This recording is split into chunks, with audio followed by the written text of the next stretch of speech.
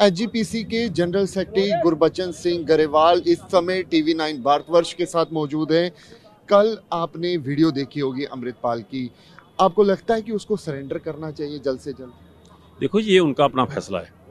हम श्रोमणी गुरुद्वारा प्रबंधक कमेटी इसमें किसी तरह का दखल नहीं देगी। वो सरेंडर करना चाहे तो भी अच्छी है, अगर वो उनका अपना मत है, हम उसमें नहीं दखल दे सकते, क्योंकि हमारे साथ उनका इस तरह का किसी तरह का रास्ता नहीं है। सरबत खालसा की बात की गई, सरल भाषा में सरबत खालसा है क्या?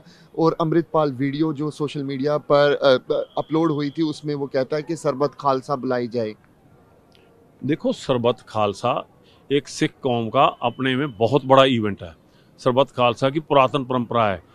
जब यहाँ की सिख मिसलें हुए करती थी, 12 मिसलें थी, उससे ज़्यादा भी थी, उनको हर की दिवाली पे यहाँ काल तख्त साहब एकत्र होते थे, बैठकर विचार करते थे। कोई अपना मन मुटाव था वो उसकी बात करते थे, कोई सिखी पे हमला होता है उसके लिए इकट्ठे होने की बात करते थे। एक मत वहाँ इकट्ठा होता था सभी सिख संस्थाओं का। सरबत खालसा वही होता है कि जहाँ में पंजाब जो सिखों की सभी संस्थाएं एकत्र होकर अकाल तख्त साहब की सरपरस्ती में बैठकर विचार करती हैं, पीछे क्या हुआ और आगे क्या करना चाहिए, उसके लिए होता है। इस मामले में सरबत खालसा बुलाई जाएगी, क्योंकि कल अपील भी की गई। देखिए वो अमृतपाल सिंह एक सिख, उन्होंने अपना मत दिया, अपना विचार दिया है। इसका फैसला तो अकाल तख्त साहब के जथेदार साहब करेंगे कि जरूरत है या नहीं है, या कैसा है, क्या है, कैसा करना है। इसमें हमारा कोई विचार भी नहीं हो सकता, तो हम इसको डिनाई भी नहीं कर सकते। आपको लगता है कि अमृतपाल को सरेंडर कर देना चाहिए? नहीं, देखो, ये हम पहले बताया, ये उन्होंने अपना देखना है, सरेंडर करना चाहिए नहीं करना चाहिए। जो यहाँ काल तख्त साहब पे मीटिंग हुई थी उसमें एक विचार आया था। कुछ लोगों ने कहा कि सरेंडर करना चाहिए, यहाँ करना चाहिए, वहाँ करना चाहिए। उन्होंने बोला था कि उनके कारण से जब जहाँ से भी गुजरते हैं, अगर कहीं रुकते हैं तो उनको लोगों को पकड़ा जाता है, उस भी उनको कानून को फेस कर लेना चाहिए। लेकिन किसी ने हुक्म नहीं जारी किया, विचार हुई थी। ये उनका फैसला है कि उन्होंने करना है, कैसे करना है, कब करना है, नहीं करना है। ये भी जा रहा था कल, क्योंकि आपने देखा होगा कि पंजाब पुलिस जगह जगह पे यहाँ पर थी, चाहे गुरुद्वारा जो सबसे बड़ा यहाँ पे माना जाता है, पवित्र स्थान जो है, यहाँ पे बाहर पुलिस थी। ये कहा जा रहा था कल अमृतपाल यहाँ पे आएगा, सरेंडर करेगा। देखो, ये तो हमारे को तो इसमें मालूम नहीं है, ये तो अमृतपाल जी जानते हैं, और जहाँ पुलिस की इंटेलिजेंस जानती है। और ये एक यहाँ ही नहीं था, यहाँ भी थे, और अनंतपुर साहब में भी थे, और तलवंडी साहब में भी थे। ये सारा ऐसे तैनाती की बाद में उसको कन्वर्ट कर दिया गया कि रास्ते साफ कराने के लिए। मैं तो चाहता हूँ कि हर रोज वो पुलिस ऐसे आए कि रास्ते तो क्लियर करें, ताकि यात्रियों को कोई परेशानी ना आए। आपको लगता है कि पंजाब का माहौल खराब करने की कोशिश की जा रही है? देखो, मैं कहता हूँ कि पंजाब का माहौल तो यहाँ की सरकार ने खराब कर दिया। पहले तो यहाँ हालात ऐसे बना लिए, इतनी कंपनी बुलाकर एक दहशत पा दी कि पंजाब पुलिस, इसमें एक अमृतपाल जी हैं जहाँ उनके साथ 20-50 लोग हैं, क्या उनको टैकल करने के लिए यहाँ की पुलिस कम हो गई है? उसका मनोबल आपने गिरा दिया है, वो नहीं कर सकती। इतनी कंपनीज वहां बुला के यहाँ दहशत क्यों डाली गई है? इसके पीछे काम कर रहा है कोई केजरीवाल, कोई शक्ति इसके पीछे काम कर रही है कि पंजाब को आर्थिक तौर पर कंगाल कर दिया जाए और सिखों को बदनाम किया जाए। अब जो जथेदार साहब ने उस दिन मीटिंग में अपना बयान जारी किया, 24 घंटे का उन्होंने दिया, उसमें नौजवानों को छोड़ने की बात भी थी, और एक बात अलग थी जिसमें सिखों को बहुत बड़ा एतराज था। पीएमओ के पोर्टल पे एक सिख के, जहाँ सिख लिखा हुआ था, उसके साथ में टेररिस्ट लिखा था, उसके लिए एतराज जताया। और जो नारीमन पे जो एक बैनर लगा था उसके लिए एतराज जताया। वो उनके रुतबे को सम्मान देते हुए पीएम ने 12 घंटे में वो उसको ठीक कर दिया।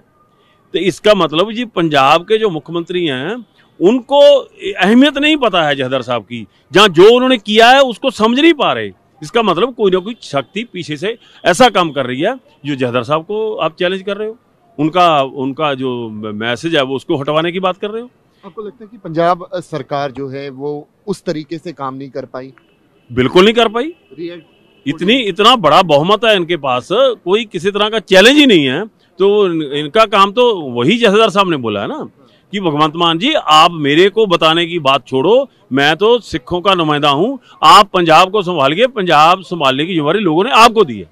क्या अमृतपाल के परिवार से आपकी बात हुई है?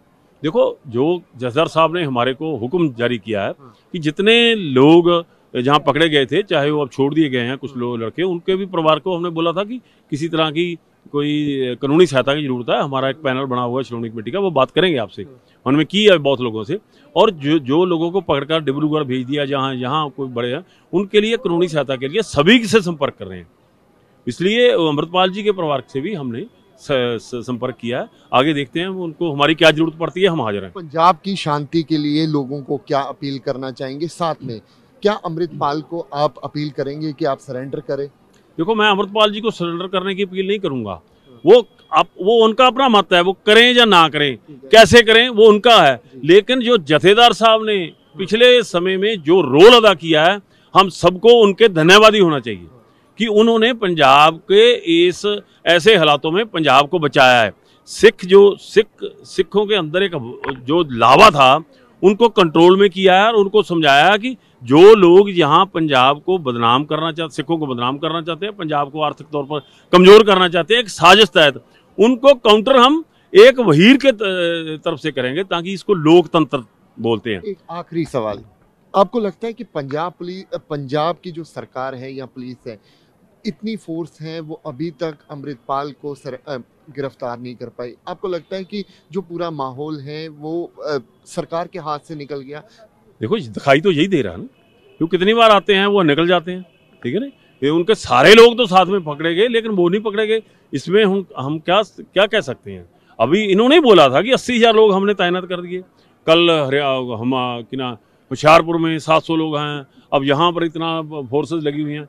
ये तो सामने दिखाई दे रहा है कि ये क्या हुआ तो कैसे हुआ है, आपके सामने। बहुत बहुत धन्यवाद। तो साफ तौर पे यहाँ पे आप जनरल सेक्रेटरी एसजीपीसी को सुन सकते हैं, जो बता रहे हैं कि पंजाब सरकार पूरे मसले को लेकर गंभीर नहीं थी और पंजाब सरकार की वजह से ही इस तरीके का माहौल जो है वो यहाँ पर बना।